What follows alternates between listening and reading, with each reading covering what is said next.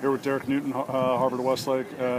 Derick, you've been such a measure of consistency for this team for so many years, and yet it seems that even more weight and more responsibility gets put on your shoulders, with every graduating class.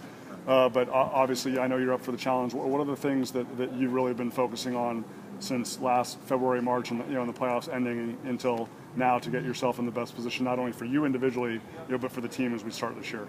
Probably getting in better shape, so that way I can play the full game if my coach needs me to. Right.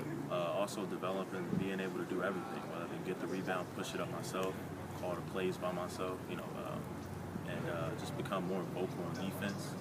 Be a leader this year and actually talk to my players and stuff like that. For someone who made such a profound impact as early in your career, you've also unfortunately been derailed by injuries more times than you'd like to talk about.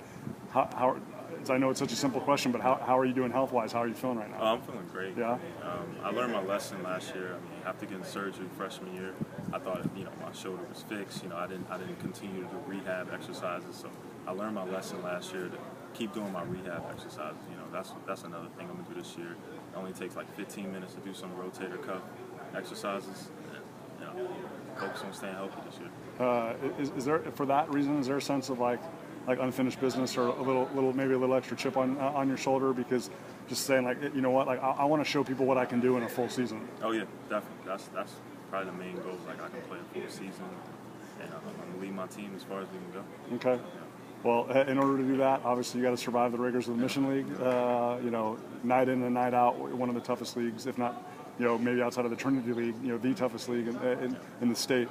I think there's a certain element of being able to pace yourself and not get too high, on a Monday night, or too low on a Friday night, or whatever. How much of you being able to pass that along to the team and making sure that they understand that as well, is that one win or one loss is not going to define you, because you got to bounce back and play that much harder a day or 2 days later. Oh yeah, I think every league game is going to be tough this year. I tell my teammates that we got to play every night, take no nights off.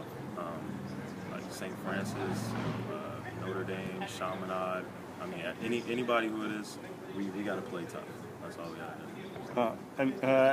And for that, obviously it's the ideal preparation for the playoffs, but you got to make sure that, again, you use the word healthy. Yeah. Everybody's healthy. Everybody's kind of refreshed and motivated for the playoffs and stuff like that.